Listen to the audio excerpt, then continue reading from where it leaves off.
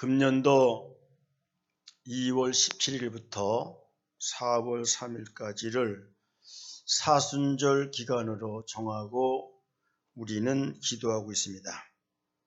사순절은 부활절 전 주일을 다 빼고 40일을 역계산해서 그때부터 예수님의 고난과 예수님을 생각하고 묵상하고 기도하며 고난에 동참하는 계절이 되고 있습니다. 어떤 성도는 예수님의 고난을 생각하면서 한 끼 정도 금식하는 분도 있고, 어떤 교회는 40일간 특별 새벽 기도를 통하여 예수님의 고난에 동참하고, 어떤 사람은 오락을 금지하고 인조이나 어뮤즈먼트를 금지하고, 어떤 사람은 테레비까지 금하면서 예수님의 고난에 동참하는 사람들이 있는 것입니다.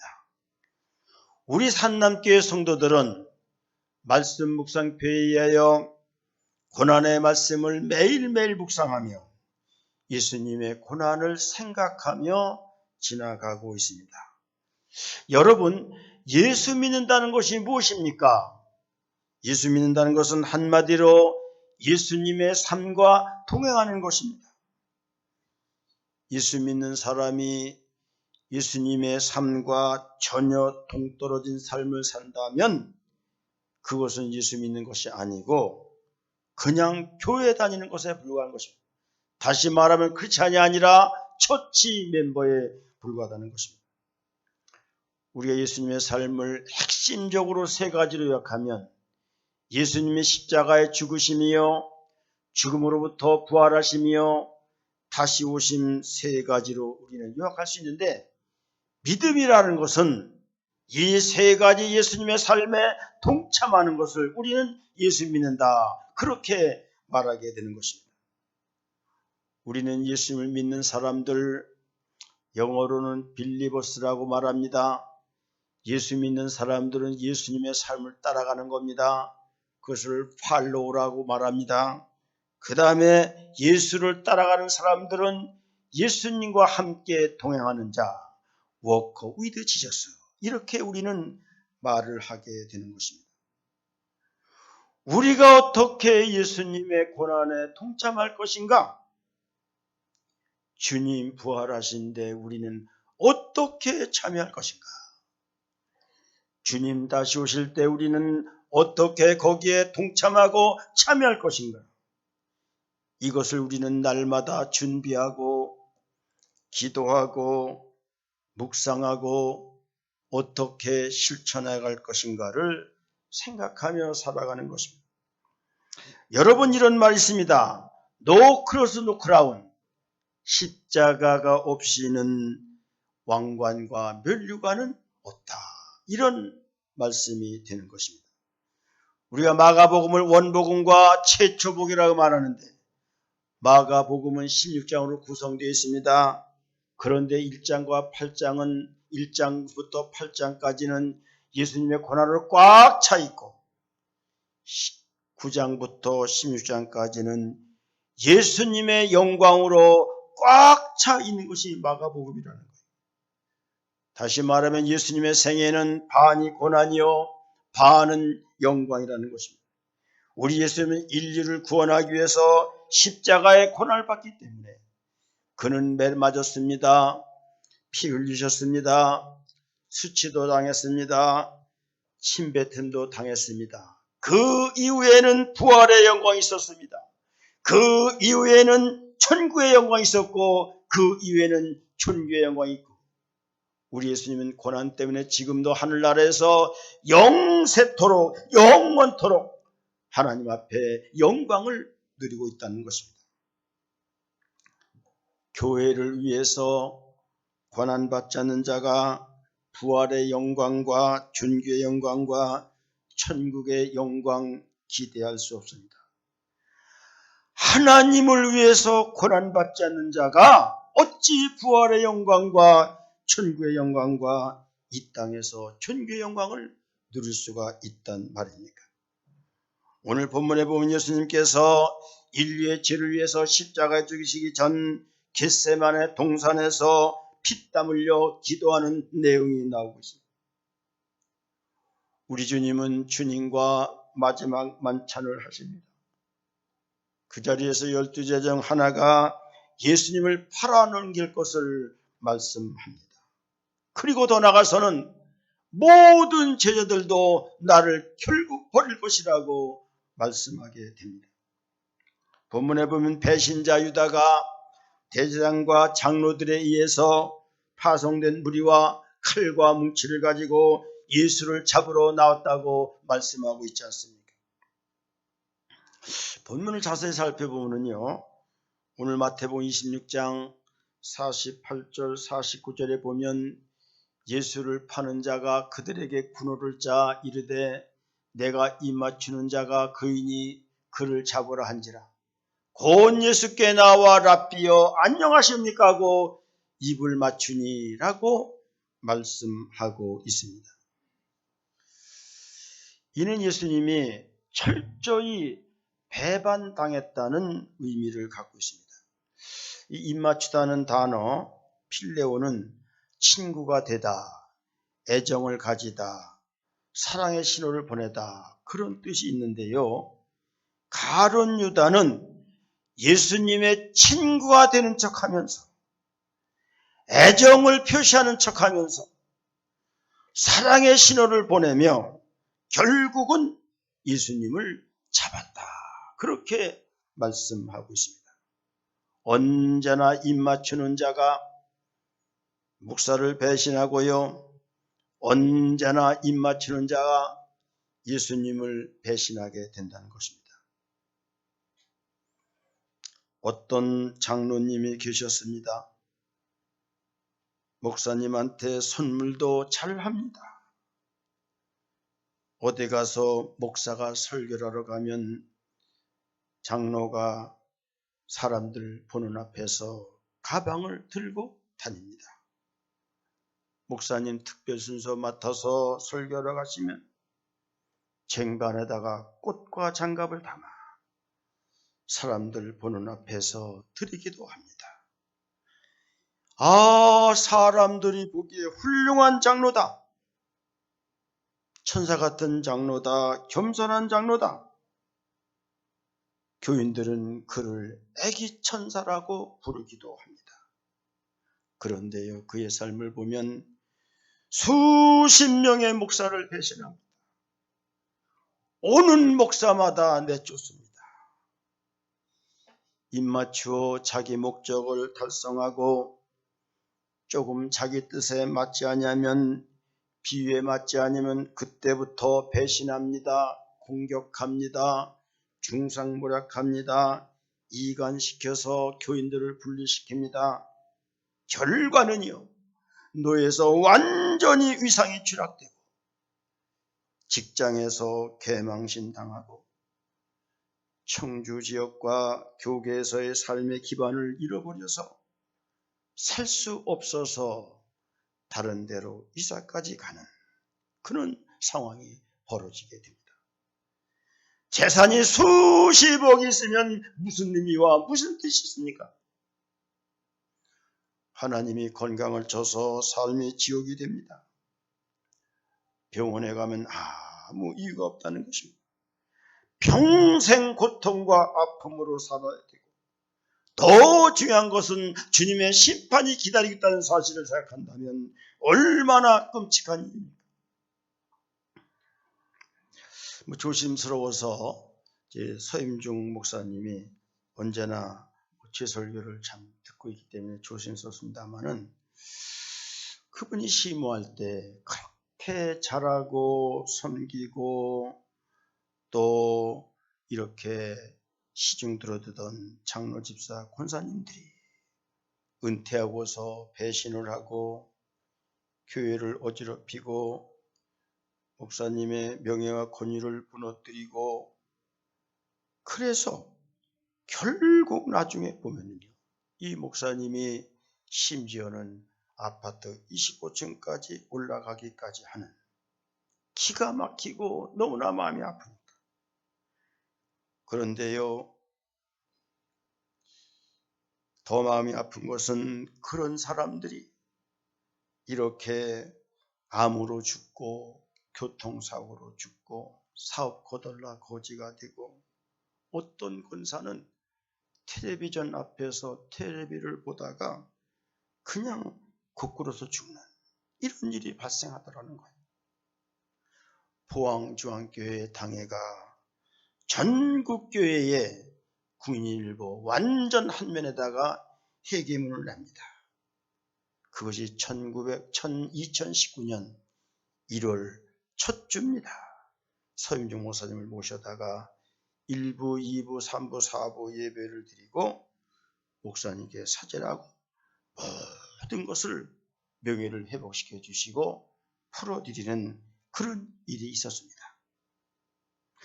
내가 아는 두 여자 목사가 있는데 만나서 얘기를 해보면 얼마나 교인들한테 배신을 당하고 아픔과 상처를 받았는지 참 제가 봐도 마음이 아프더라고요.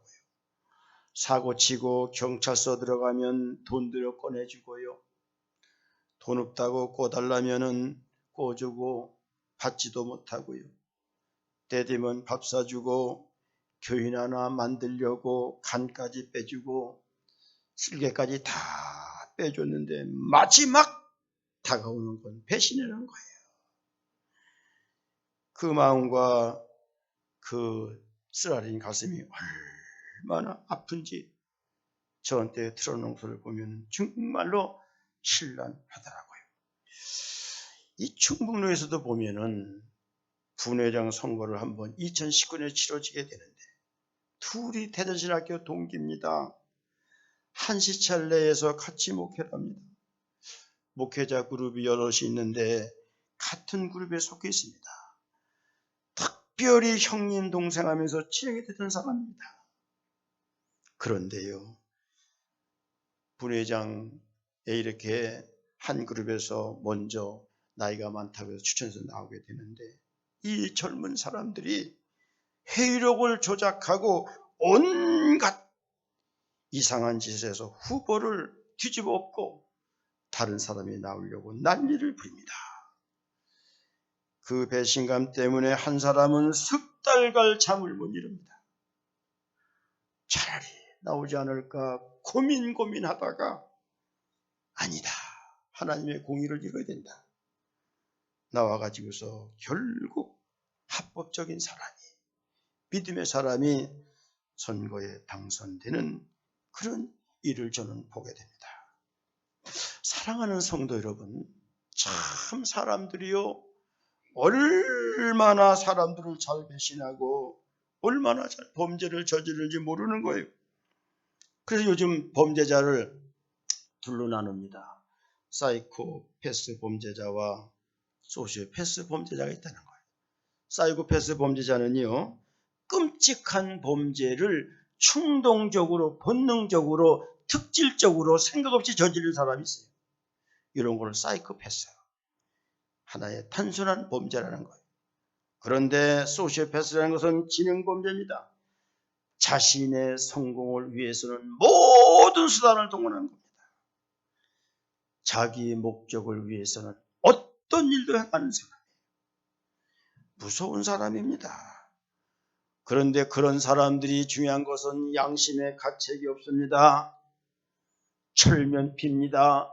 인면수심, 얼굴은 사람인데 가슴은 짐승입니다. 속수무책입니다. 완전히 양심의 화인이 맞아서 살아가는 사람들이 얼마나 많은지 모르는 거예요. 단테의 신곡에 보면 지옥이 9층으로 되어 있다는 거예요. 지옥 맨 밑에 누가 있느냐? 지옥 중에 맨 밑에는 배신자가 있다는 거예요.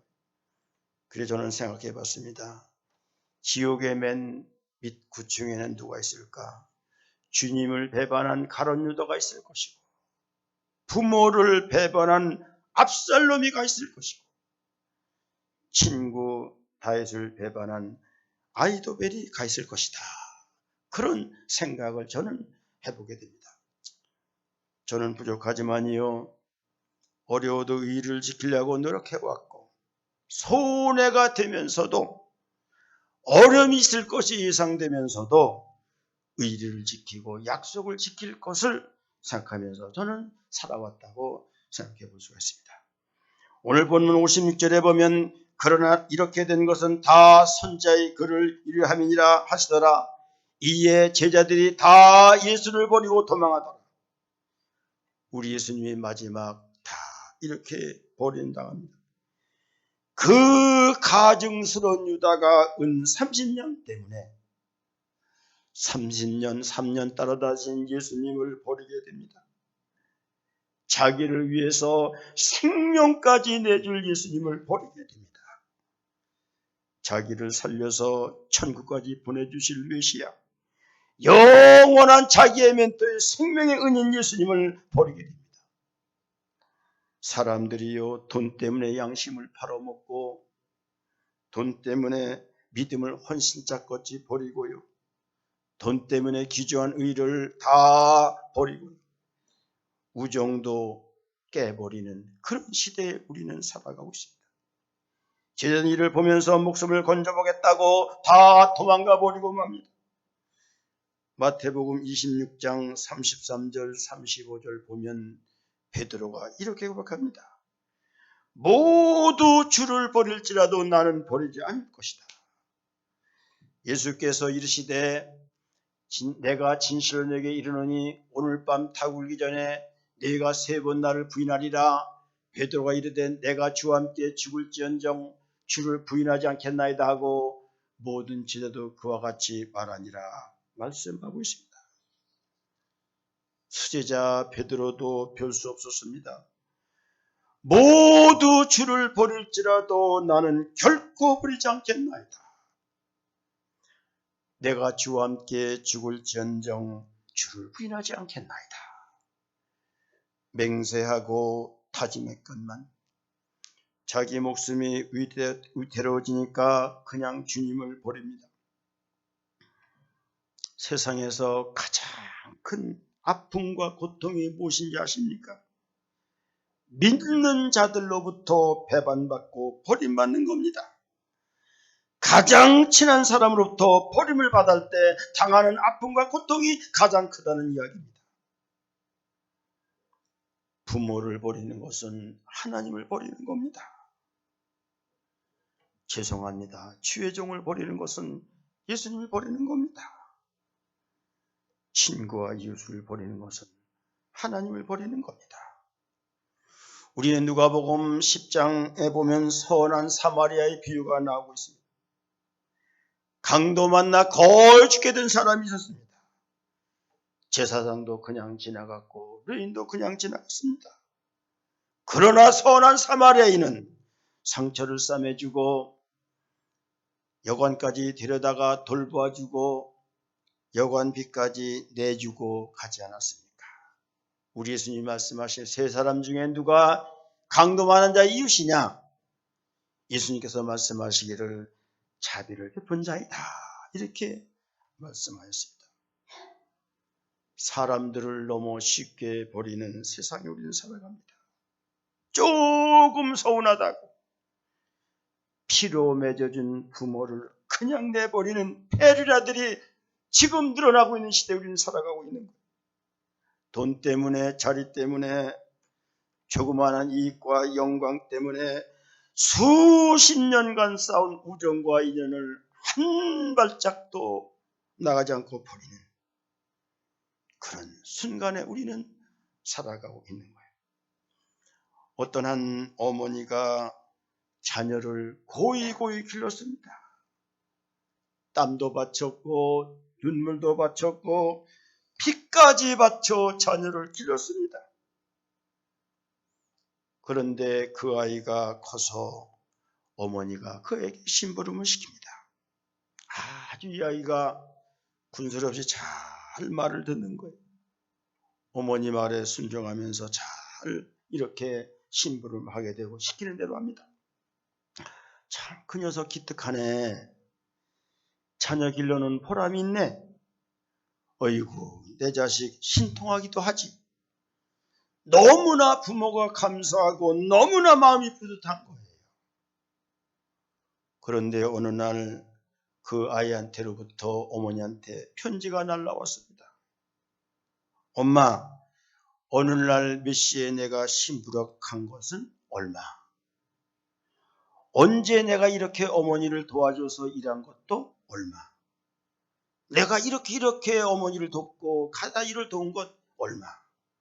다 주먹주먹 써서 돈을 매겨서 청구를 하더라는 겁니다. 이 어머니가 어이가 없습니다. 하늘이 보이지 않습니다. 사지가 다 이렇게 힘이 없고 기가 막혀서 웃고 있다가 이걸 어떻게 할까? 어쩐 이런 일이 있을 수 있을까? 그래서 어머니가 아이한테 편지를 이렇게 씁니다. 내가 너를 임신했을 때 10달 동안 고통이 얼마인지 아니? 나는 너를 임신하고 물도 못 맞고 밥도 못 먹고 너를 낳기 위해서 10달 동안 고생을 했단다. 내가 너를 낳을 때 받은 고통이 얼마나 큰지 아니? 내 생살이 찢어지는 고통과 아픔을 나는 겪었단다. 그래도 엄마는 너에게 공짜로 너에게 다 주었단다. 너한테 젖 먹인 것도 공짜다. 너를 길러준 것도 공짜였다. 너를 교육시켜준 것도 공짜였다. 이렇게 편지를 썼다는 거예요. 그랬더니 그 아이가 편지가 왔는데 엄마 잘못했어요. 엄마가 나를 낳을 때 그렇게 고통을 당한지 몰랐어요. 나를 기르고 교육시킬 때 그렇게 어머니가 고통당하고 어려움을 겪은 것을 저는 미처 몰랐어요. 그러면서 반성을 하더라는 이야기를 제가 들은 바가 있습니다. 요즘 자녀들이요, 부모한테 공짜 받은 건 모르고 그냥 은혜로 산 줄 알고 다 배반한 사람들이 너무나 많은 거예요. 내가 받은 속죄의 은총은 주님으로부터 받은 생명의 역사와 능력은 공짜로 얻은 것이 아니라는 사실을 하나님의 은혜 사랑하니까 공짜인 줄 알지만 그렇지 않습니다. 예수님께서 내 죄를 용서해 주시기 위해서 많은 사람에게 배반을 당합니다. 가시면류관을 썼습니다. 침뱉음을 당합니다. 채찍에 맞고 결국은 십자가에 못 박혀 죽는 고통과 아픔을 겪게 됩니다. 물 한 봉을 남기지 않고 피 한 방울 남기지 않고 갈보리 언덕에서 마지막 신음소리 엘리 엘리 엘리 라마 사박다니 하나님 어찌하여 나를 버리셨나이까. 고통에 절규하면서 우리 주님 운명하십니다. 우리 예수님은 얼마나 우리를 위해서 고난당한지를 우리는 잘 알고 있는 거예요. 그런데 우리가 예수님 위해서 얼마나 땀을 흘리셨습니까? 교회를 위해서 얼마나 여러분들 땀을 흘리고 일하셨습니까? 교회는 주님의 몸입니다. 교회를 위해서 땀을 흘리고 교회를 위해서 기도와 묵상에 눈물을 흘리고 교회를 위해서 피를 흘리고 헌신하고 희생하는 것은 주님이 나를 위해 흘리신 피에 대한 보답이요 은총이요 은혜를 갚는 길이라는 것을 우리는 알아야 되는 것입니다.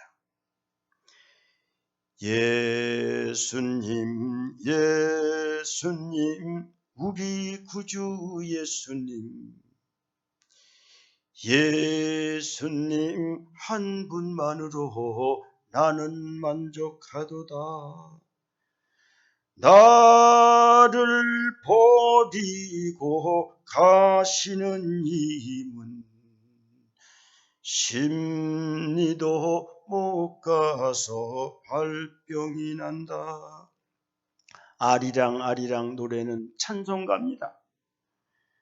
아리랑은 예수님이랑 하나님이랑 나를 버리고 가는 것은 하나님을 버리고 간다는 것입니다. 그러면 심리도 못 가서 고장이 나고 발병이 난다는 거예요. 나를 위해서 피 흘리시고 모든 고통을 당하시고 생명까지 주시기 위해서 물 한 방울 피 한 방울 흐리지 않은 예수님을 버리면은요 심리가 아니라 어디도 못 가서 발병나는 거예요. 주님 버리신 결과로 오늘도 육체적인 고통과 경제적인 고통과 마음의 고통과 삶의 고통 속에서 어려움을 겪고 있다는 사실을 우리는 알아야 됩니다. 내가 볼 때요 많은 교인들이 주님의 은총과 주님의 사랑을 버림으로 말미암아 고통과 붐 속에 살아가는 사람이 있다는 사실을 우리는 알아야 됩니다.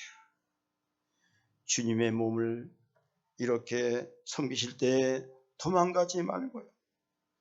사순절에 기도하라고 할 때 도망가지 말고요.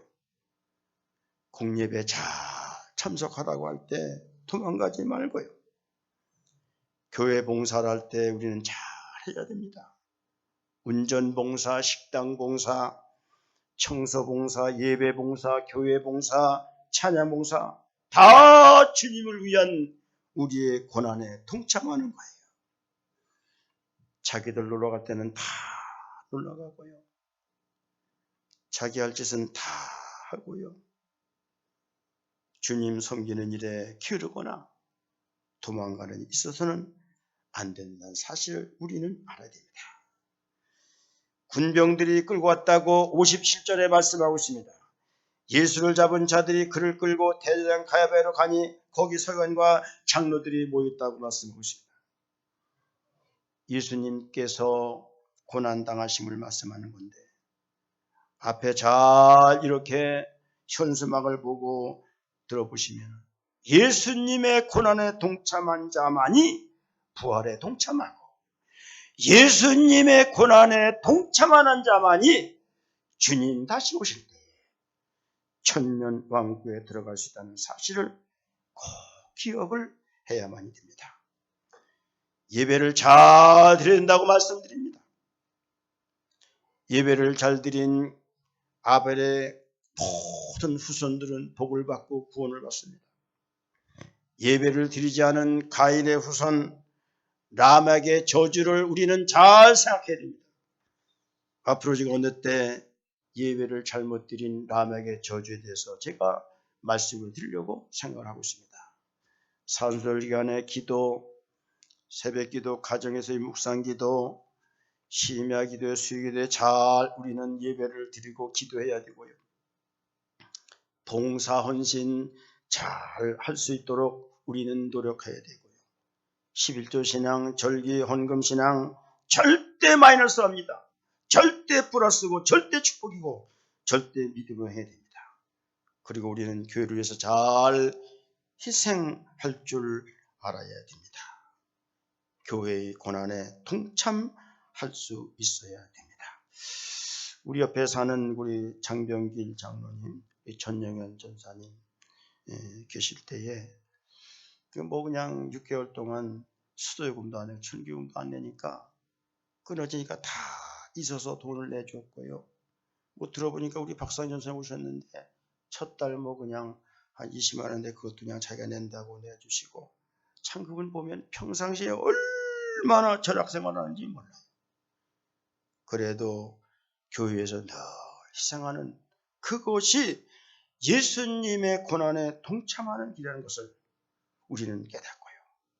교회가 주어지는 십자가라면 힘껏 책임껏 믿음으로 감당하는 것이 고난에 동참하는 것이라는 것을 우리 모든 성도들이 깨닫고 예수님의 십자가 고난에 잘 동참해서 우리에게 오는 부활의 영광, 주님 자림하실 때 편화체가 되어요. 천년왕에 들어가는 이 놀라운 영광의 축복을 누릴 수 있는 여러분들 되시기를 주님의 이름으로 축복을 드립니다.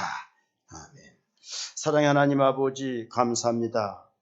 또 이렇게 고난주를 앞두고 사순절을 맞이해서 예수님의 십자가의 고난에 동참하여 부활의 영광과 재림하실 때 천년왕의 축복을 누리기를 원하는 모든 성도들 위해 하나님의 축복과 은혜가 있기를 간절히 바라고나며 우리 주 예수님 이름으로 기도드리옵나이다. 아멘.